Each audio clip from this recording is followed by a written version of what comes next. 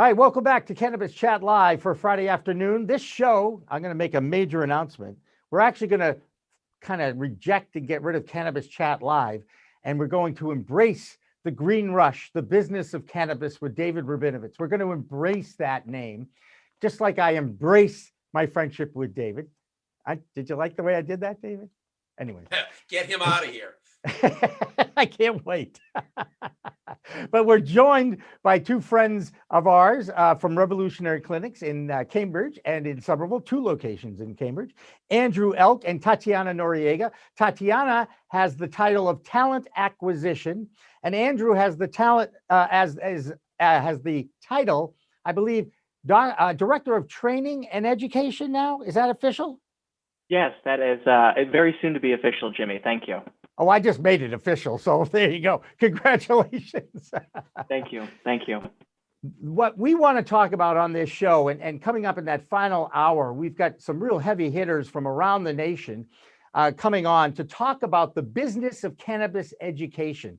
Because while you offer it to your patients that come in to your medical dispensaries, there are plenty of people out there who have actually turned education in cannabis into a business. Green Flower, Oaksterdam, Trichomes, Cleveland School of Cannabis, just to name a few. And now there's actually a school in New England, Johnson and Wales, known for their culinary arts.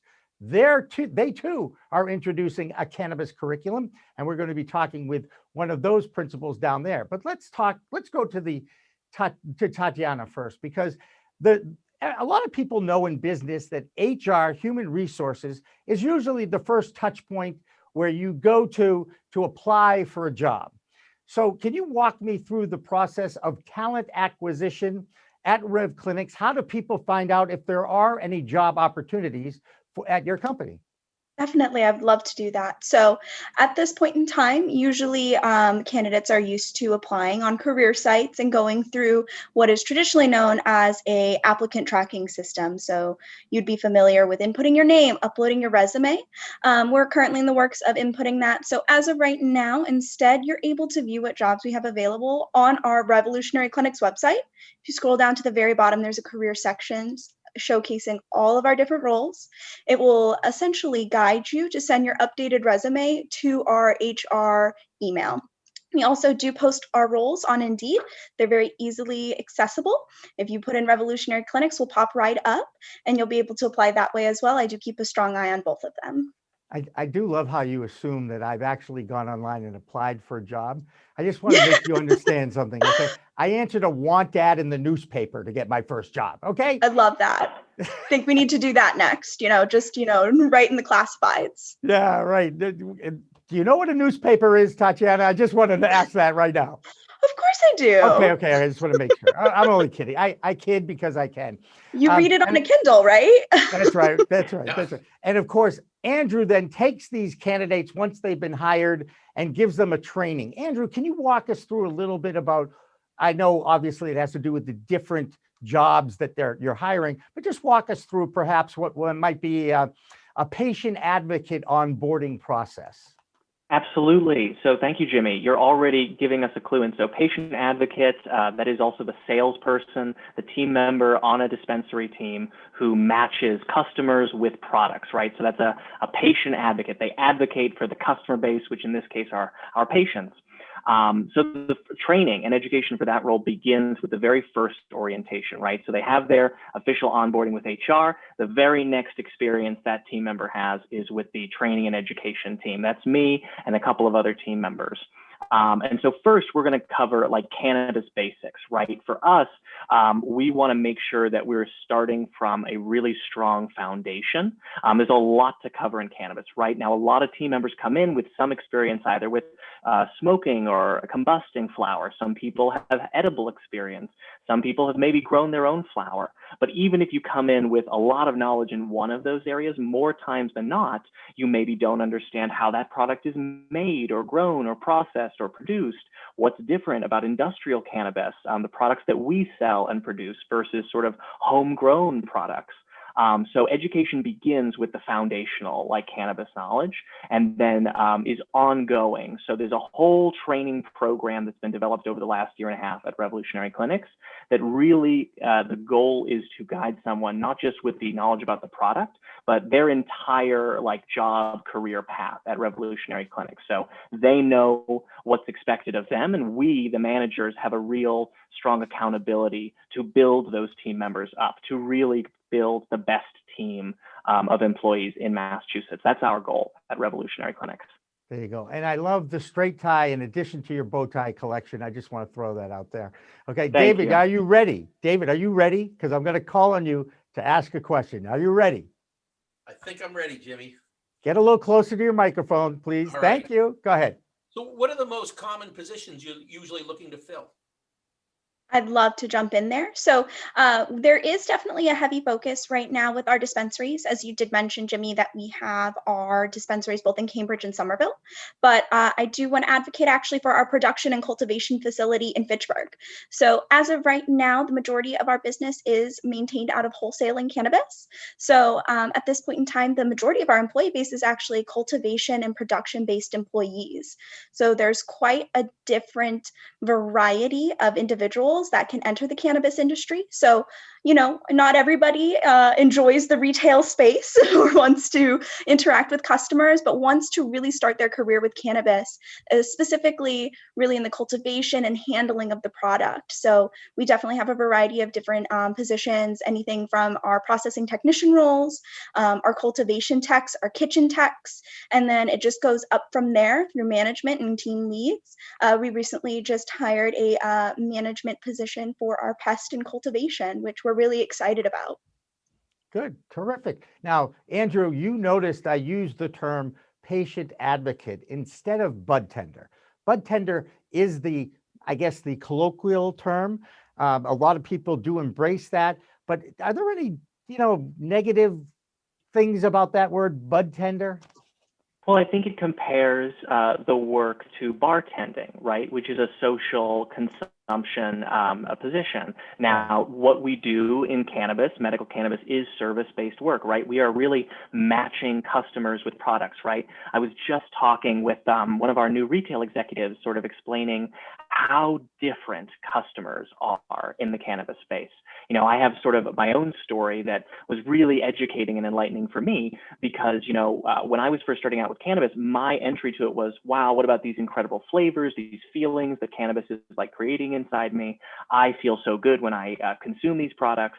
But there are people, right, who consume cannabis, especially in the medical cannabis space, who are using medical cannabis to solve a problem in their life, right? Whether it's pain management, whether it's trying to be more active in their garden, whether it's folks who deal with anxiety, sleep disorders. There's such a wide group of people who are interested and benefit from these products. That I think you're right, Jimmy. There are some negative associations with bud tender. It's sort of a fun, like catchy name, but it sort of it reduces the very valuable and important work that goes into matching the wide variety of customers with the correct, equally, if not wider, variety of products, right? So I think there's a lot of work that goes into that. And it's part of why we take training and education so seriously at Revolutionary Clinics. Right. David? Uh-oh, he's stretching his right arm. Now that your right arm is stretched, you have another question. No, you go ahead, Jimmy. I'm going to let you keep going. I want to ask a question that is going to be asked quite a bit in the next hour, but I definitely want to get to you two because you guys are in the trenches. You're in a dispensary operation. How valuable is a certificate of education from an Oaksterdam, a Trichomes, a Cleveland? There's a lot of online certification courses out there that are offering education. So I want to, let me start with Tatianna first. If you saw someone's resume and they are a graduate of a program where they had 12 hours, 30 hours, 100 hours, whatever that program is, does that put them at the top of the heap? To be completely honest, no, it doesn't. I think that it is not necessarily something that we're looking for right off of the bat. In transparency, I don't think that a lot of the certification-based I don't want to say universities, but the certification-based programs advocate for themselves very well in regards to why graduates of their program should be hired into our departments, into our industries. It definitely piques my interest because it shows a passion for cannabis. So it puts them as a person that I definitely want to speak to further. However, they usually will align more to an entry-level role, getting their foot into the door in cannabis, as compared to a position where a really strong background and actual experience is needed. For example, whether it be extraction-based technology or whether it be something around cultivation. Yeah. But with that in mind, it doesn't necessarily put them at the bottom of the list either. It definitely leads to some interesting conversations as well and helps me guide and figure out where their interests really lie, especially if it's a generalized program that they took where they kind of took a high level course covering all aspects of the cannabis industry. Yeah.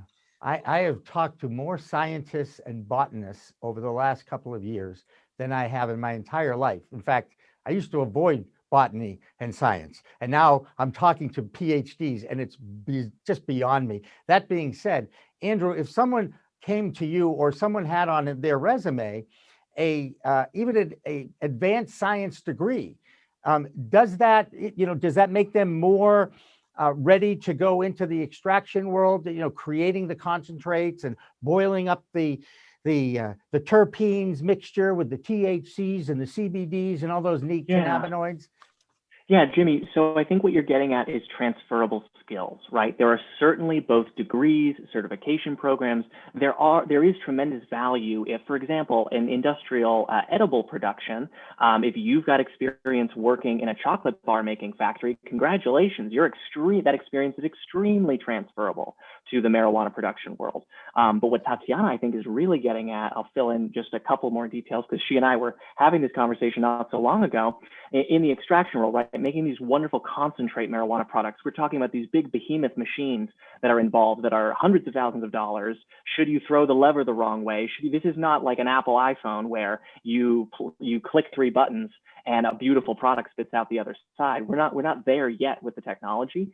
So that in order to work in a lot of these specialized roles, it's one thing to come in, to me, like Cleveland Cannabis Institute, Trichomes. There's some really big names on the list you mentioned, Jimmy, some that are really stand out.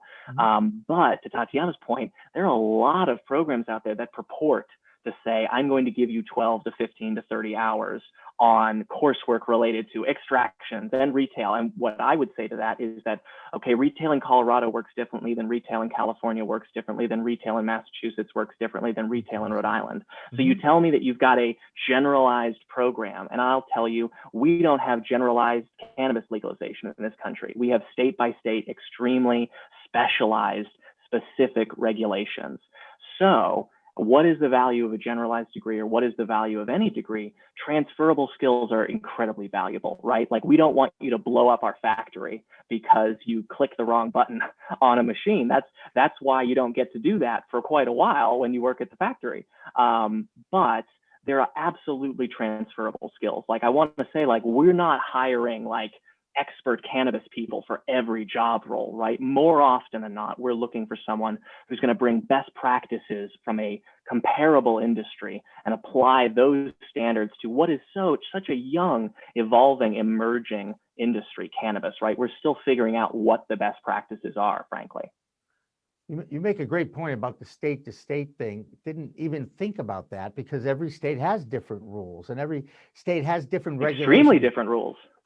Extremely, 100%. And medical programs have different diagnoses they cover and some they don't.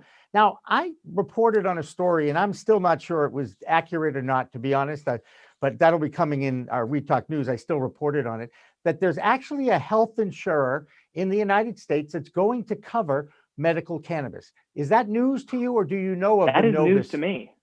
Yeah. Isn't I have not heard of Novus. You've heard of Novus, That's right? wild. Yeah. Oh no, that's legit. And it's now supposedly available in all 50 states. Now, I reported it. I still am not 100% sure of the accuracy. By the way, that's called a transparency in the reporting world, because sometimes you just don't know if the press release that you get is accurate or it's fabricated. What a shock, right? David, you got something for them? So it sounds like you, Andrew, obviously you don't need to have that background in cannabis to get into the cannabis, but let me switch over to Tatianna for a moment. What qualifications are you looking for somebody who's coming in through your portal? I mean, Definitely. To Andrew's point, it is all about transferable skill, to be completely honest. We look for two things. The first thing that we look for is transferable skill. The second thing that we're looking for is cultural fit within our company as well. So a good example would be for our processing technician roles. What I really look for is individuals who've been in a manufacturing environment. It's definitely a medical manufacturing environment at our Fitchburg facility. And so that does mean that you have to kind of understand that there's a ton of different policies and regulations, understanding that, the work can get repetitive, but you still have to maintain an attention to detail and not become fatigued by doing the same task over and over again. And same with our dispensaries. I look for customer service first because we really place a heavy emphasis on empathy with our patients who come through that door.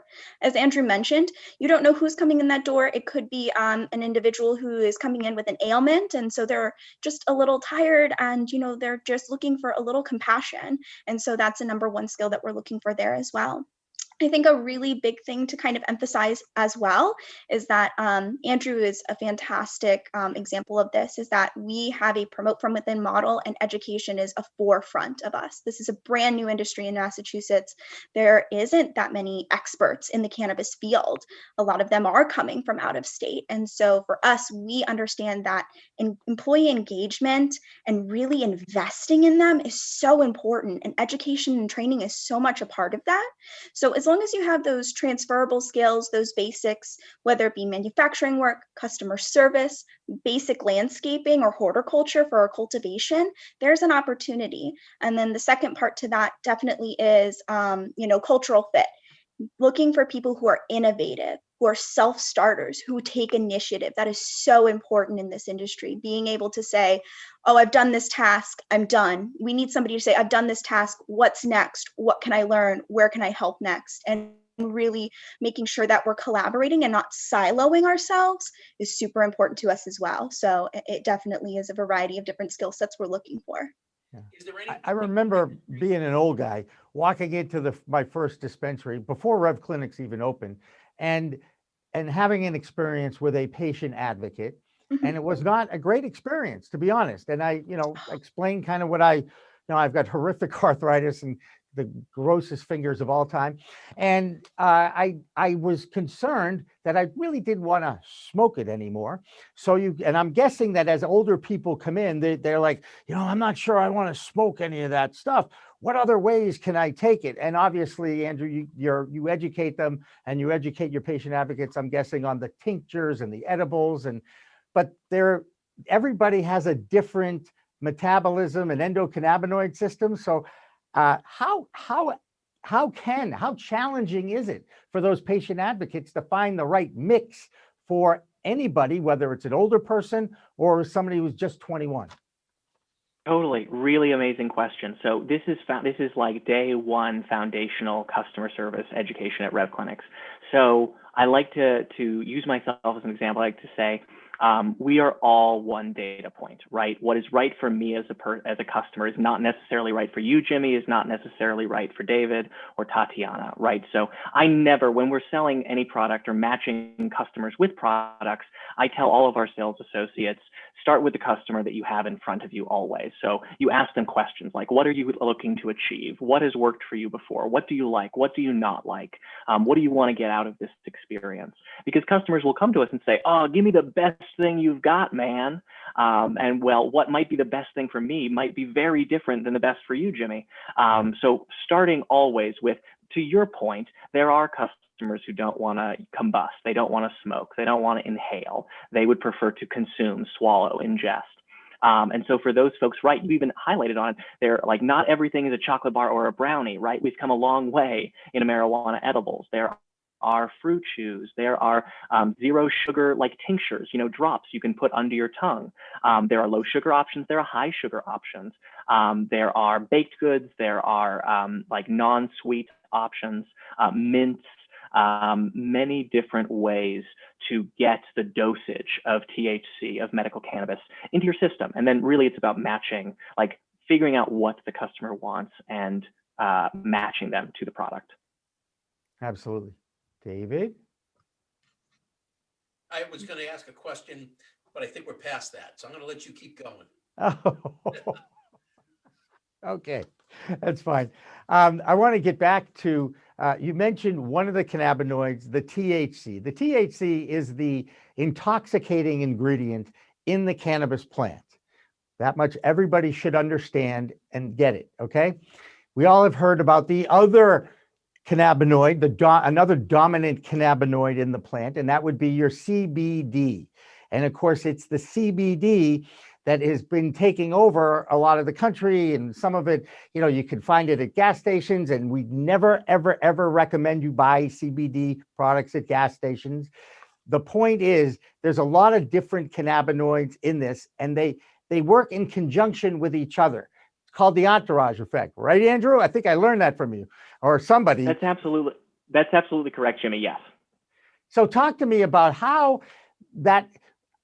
different cannabinoids interact with each other, and how do you dictate the DNA of the plant as people come in? Because to me, a plant is a plant is a plant, but it is not when it comes to the cannabis plant. That's absolutely correct. So let's hit on a couple of things. So first, you talk about the DNA of the plant. So how can you know what is the DNA of the plant? So you're talking about the cannabinoid breakdown. How much THC, how much CBD, what's the sort of chemical makeup? So in the state of Massachusetts, we have actually the most stringent testing, independent third-party laboratory testing requirements in the United States. So we test for heavy metals, lead, carcinogens, all kinds of nasty stuff that frankly not every state tests for. So we are required to do that testing. We have no say in the testing. It's an independent third-party laboratory. So every product we have, every product that makes it to market, we know exactly the breakdown percentage of what is the THC percent, what is the CBD percent.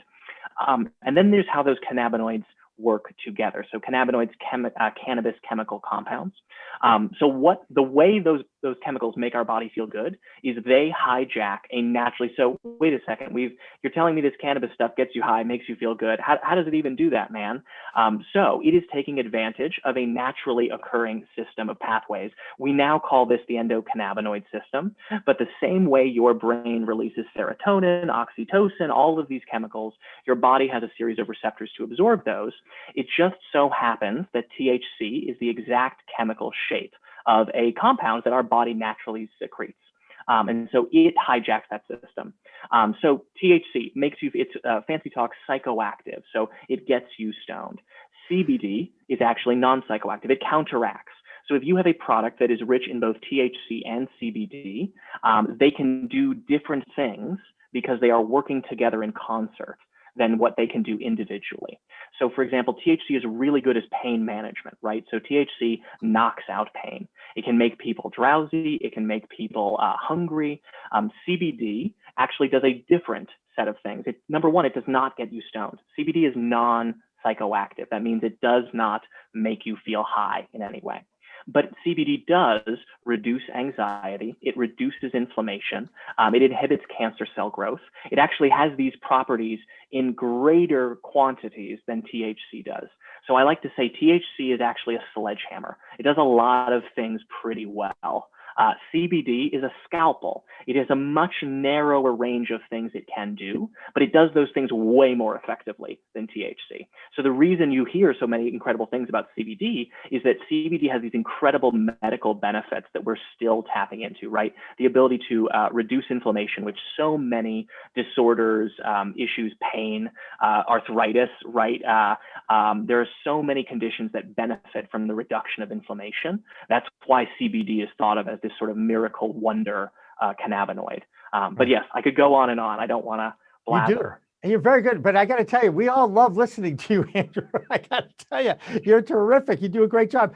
I'm going to put my professor hat on. I learned a valuable lesson last year when I went to an Elevate Northeast, that's Beth Waterfall's group, one of their little symposiums on hemp. And a gentleman there by the name of John Dvorak was there. And a lot of people know him. He's got a traveling hemp museum. He's quite a expert. We've had him at Revolutionary Clinics. I will never forget the traveling hemp museum. That was wild. Right? Okay, so he's a character, but he corrected me when I did the exact same thing you just did. You said that CBD was not psychoactive. And he said, actually, it does impact the psychological, your brain. It's non-intoxicating. And he made that differentiation for me. And needless to say, when you make a mistake or you learn something from saying something, and I just thought I would share that with you and get your reaction. You know John, right? I do know John, yes. He's actually been at each of our dispensaries to do pop-up museum experiences, and it's always wild, and I so appreciate that, Jimmy. Thank you. I'm the learning guy, so I always love to learn. Right. So let's go back to some of these other cannabinoids, and I want to talk about, I happened to be at the medical dispensary the other day, and I saw something listed, this Delta 9 THC. Can you explain to me what the difference between a Delta 9 THC is or a regular THC, if there is such a thing? Absolutely. So I was just talking about this today, actually. So what you were describing, Jimmy, Delta 9 THC and regular THC. And when you say regular THC, Jimmy, I think you mean the psychoactive, the intoxicating kind, right? But forget the psycho. Yes, both actually. Yeah. I'll take the psychoactive and the intoxicating THC. Yeah. So those ideas are exactly the same. So Delta 9 THC, people shorten it just to THC, but the THC that you absorb into your bloodstream that makes you feel intoxicated, that is Delta 9 THC. Now, that's not the THC that's in the cannabis flower. Now, if we think of raw cannabis plants, that is THCA. Now, you can eat THCA. THC has all of these incredible anti-seizure properties. THCA is the most requested medical cannabinoid in the state of Massachusetts. Doctors are rabid for it because it has these incredible medicinal properties. But the second you add flame to THCA, so now you've got raw cannabis. Now I want to inhale it. The second you add flame, you snap off the A of the THCA. That's what's happening chemically, and now you have THC or Delta 9 THC. So you've got raw cannabis, which is one chemical. That's why when you eat cannabis, you don't get stoned from it. You can't just eat it because the chemical form it is in its raw form is non-psychoactive, non-intoxicating. But yeah, that's a little bit. So yeah, Delta 9 and THC, same thing, but it's very confusing. I understand. It's my job to teach it. Well, and you did a great job as usual. Tatianna, are you amazed at Andrew's depth of knowledge? Andrew amazes me every single day, but I'll pat myself on the back too. Yeah, no, Tatianna is tremendous. She has made such a serious, I cannot toot enough her horn for the impact that she has made in the time that she has been with us. Seriously, we are really stepping up to be what we believe to be the best dispensary in the state of Massachusetts. Andrew, I was being sarcastic, but I'll take it. Thank you. You guys got that best of medical cannabis dispensary award or whatever. We've won it a few times. Yeah, I think that's fantastic. And but I want to go back to Tatianna a little bit and ask again about the type of, if you have a retail background, if you've worked in Bloomingdale's or you've worked at Home Depot, boy, there's two different ones, right? Yeah. If you worked at either of those stores, does that give someone any kind of an advantage when it comes to comparing candidates? So to be completely honest, the things like that give a candidate, well, thank you. That's what I'm all about. To be completely honest, in my recruitment strategy, transparency is key. So I have the first initial interview would be a phone interview with me. It lasts anywhere from 15 to 30 minutes. So that's astronomical in compared to other phone interviews, which only usually last around 10. We make that a very strategic decision because really the experience and where you're getting your retail experience doesn't matter as much as things like tenure. How long were you at your previous job and jobs before that? If you're jumping around, we really want somebody, again, Andrew puts so much investment into our employees, training them up, giving them the background knowledge. We want you to grow a career with us. We want to see you go from an entry-level position to a lead position and then some. So we look for tenure. And then the other part of that definitely is, let's say, using your example, Bloomingdale's versus Home Depot. I might look at what department they were in, for example. So if you were in the back doing inventory, you're more aligned to our fulfillment fulfillment position, which is pulling all of the product from the vaults, filling the orders, keeping track of stock. Whereas compared to, let's say, you working at Bloomingdale's at the customer service desk, handling customer service concerns, really de-escalating situations, you'll be more aligned to our patient advocate position, because that does happen. We treat everybody who comes through our doors as a patient because it's exactly what they are, but we also have our customer service hat on and really providing an empathetic and robust experience, which means that if you know how to de-escalate a situation, because we all have bad days, that makes you a really qualified candidate for that position. Obviously, we're in the middle of this horrible pandemic. We seem to be adjusting. A lot of businesses have had to adjust as far as the numbers of people who come into the office, come into the dispensary, come into the supermarket, whatever it happens to be, avoiding crowds, social distancing. Do you do video interviews? So no, in my own personal opinion, I conduct phone interviews purely by phone for a few reasons. The first one being, not everybody has the resource to video chat, and I don't want that to factor into decision. And secondly, D&I initiatives are very important with revolutionary clinics. So it does not matter to me how you look. What matters is how you answer my questions. So are you displaying qualitative and quantitative skills that we've identified that make a candidate successful in a position? Accessibility, and then again, really making sure we're honing in on skill and hiring for that versus how a person is perceived by looks. There you go. Well, not everybody has a flashy tie. Exactly. Well, actually, and I'll tell you, I have a pet peeve when I send out a Zoom invite to people, and it says please join with video, right? Mm-hmm. And they don't. And I believe you have to read someone. You have to see their facial expressions. You really need. There's so much nonverbal communication that goes on in the human to human interaction, even though now we're all wearing masks. It's really put a damper on that. But the point is, I believe you need to have that video call, and you need to have your video camera on, and especially if you can. And I understand the whole thing about whether you have access or not, guys. Yeah. So that's actually, not to interrupt, that's why we have secondary interviews. We have secondary interviews with team leads, with managers. So my responsibility is to, as a recruiter, I am the neutral party. I'm here to assess qualitative and quantitative skill displayed on application and verbally. And it is up to the hiring leader to practice best practices in interviewing to gauge that kind of verbal or facial cue in person. So we do have a two-part process that does take care of that secondary aspect, where you're kind of really gauging, what's your body language look like when you're answering certain questions. That's right. Absolutely. Hey guys, thank you so much for joining us. As always, Andrew, a pleasure. You're just scratching the surface of your talent, young man. Okay. I'm just telling you that right now. I say it all the time, and I look forward to seeing you again, pal. All right. Thank you. I think we'll stick around. Does that sound right for later? Can't wait to rejoin. Sure. The idea is, if you can stick around, you stick around. If you can't, we understand. We've got a lot of people coming up, and some major names like Max Simon from Green Flower, David Belsky from Flower Hire. We've also got Dr. Michael Budzizek. I think I got it right. He is with Johnson & Wales University, and he's going to be involved in developing a curriculum for them. Of course, they have culinary arts in their name, if you will. That's what they're known for. So he's going to be terrific. And then we've got the WeEducateGlobal.com group. And it's Billy Ball and James Lucas. They're going to be joining us after this break. So stick around if you can. And if you can't, we love you anyway. Thank you. And we'll be back with more of Cannabis Chat Live, now called The Green Rush, after this.